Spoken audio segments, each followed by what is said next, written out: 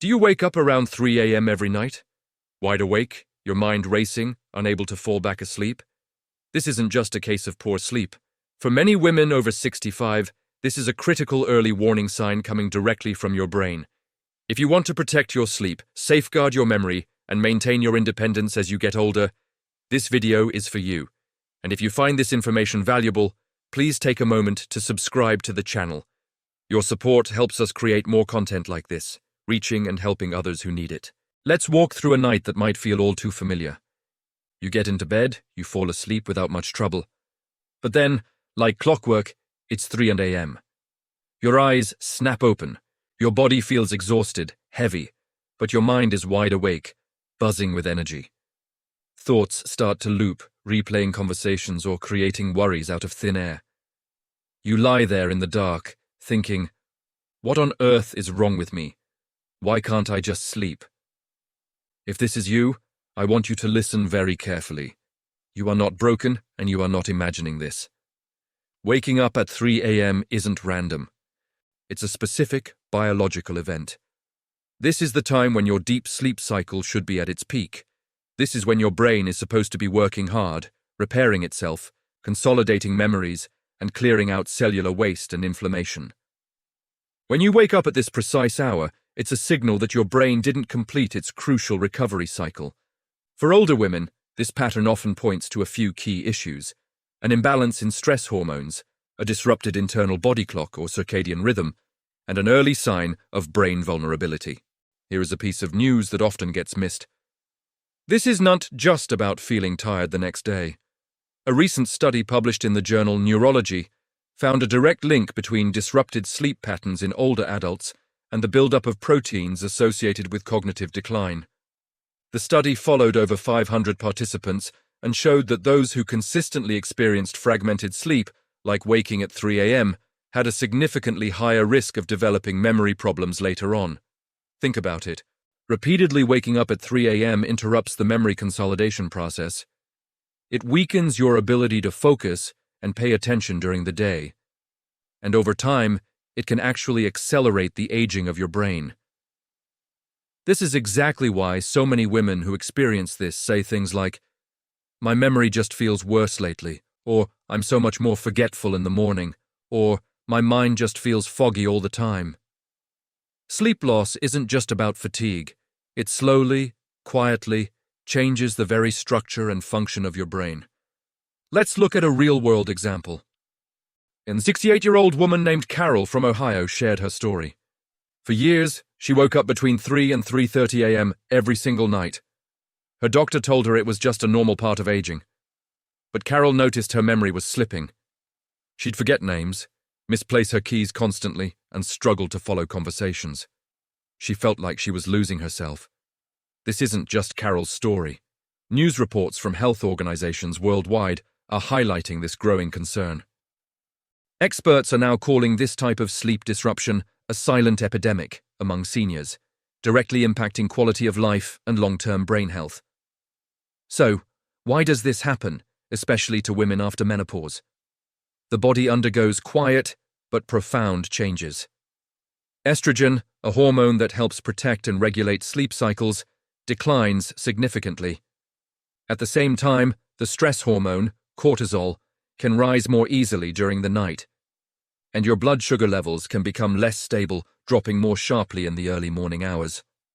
Around 3 a.m., these three factors often collide.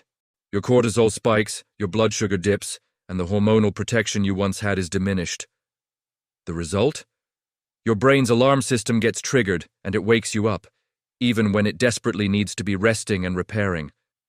This pattern is incredibly common, but it should never be dismissed or ignored. Let's be very clear about the difference between normal and concerning. An occasional night of waking up? That could be due to stress from a big event, travel across time zones, or even just an unusual meal. We all experience that. But a concerning pattern is when you're waking up at the same time, night after night, when you find it difficult to get back to sleep, when your mind feels alert and busy, even though your body is crying out for rest, and when you notice memory issues or brain fog during the day. It's the pattern that matters far more than any single night. When faced with this frustrating problem, many women understandably try to fix it. They might turn on the TV, hoping to zone out. They might reach for their phone and start scrolling through social media. Or they might turn to sleeping pills, desperate for a full night's rest. Unfortunately, these common responses often make the problem much, much worse. Let's take a look at the news. A report from the National Institute on Aging recently warned about the overuse of certain sleep aids in the senior population. Why? Because while these pills might knock you out, they don't provide the deep, restorative sleep your brain needs.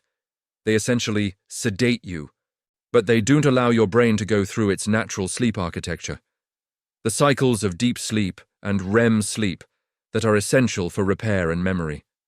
This is precisely why so many people say, "I slept for 8 hours, but I don't feel rested at all." The quantity of sleep was there, but the quality was missing, and the blue light from screens like your TV or phone. That's even more disruptive. That light sends a direct signal to your brain that it's daytime, telling it to suppress melatonin, the sleep hormone, and wake up. So you're actively working against your body's natural desire to sleep. So, if those are the wrong things to do, what truly helps? The good news is, the solutions are often simple, natural, and within your control. It's about working with your body's biology, not against it. First, and most importantly, protect the darkness. Your bedroom should be a sanctuary for sleep. Use blackout curtains, cover any small electronic lights, and consider an eye mask. Light at night is a powerful signal to the brain to wake up, make your room as dark as possible. Second, stabilize your blood sugar. Going to bed hungry, or having a very sugary snack right before bed, can cause your blood sugar to crash in the middle of the night, triggering that cortisol spike we talked about. Try having a small, balanced snack about an hour before bed, something with a bit of protein and healthy fat, like a handful of almonds or a small piece of cheese.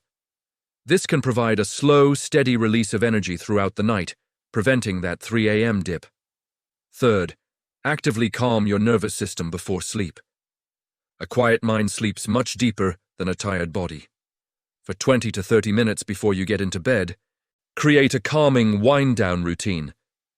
This could be gentle stretching, deep breathing exercises, listening to calming music, or reading a physical book, not on a screen.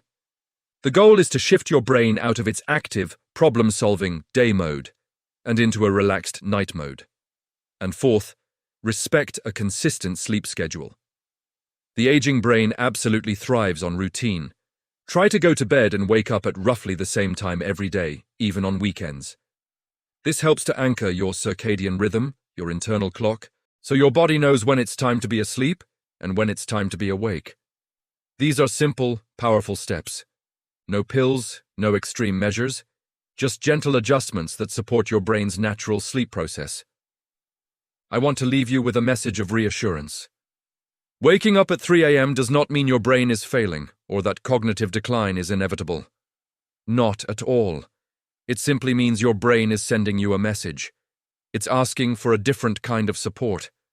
It's asking for darkness, stable fuel, calm, and routine. When you provide these things and your sleep improves, you'll often find that your memory, focus, and overall sense of well-being follow right along with it. It is never, ever too late to help your brain recover and thrive.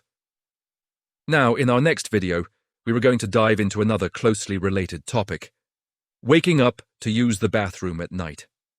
This isn't just an inconvenience, it's intricately linked to both sleep disruption and, surprisingly, early signs of memory decline. It's a connection that most women have never been told about, and you won't want to miss it. If this video helped you feel seen and understood, please subscribe to the channel. And before you go, I'd love for you to share your experience in the comments below. Tell me honestly, do you wake up at 3 a.m.? Is it every night, often, sometimes, or rarely?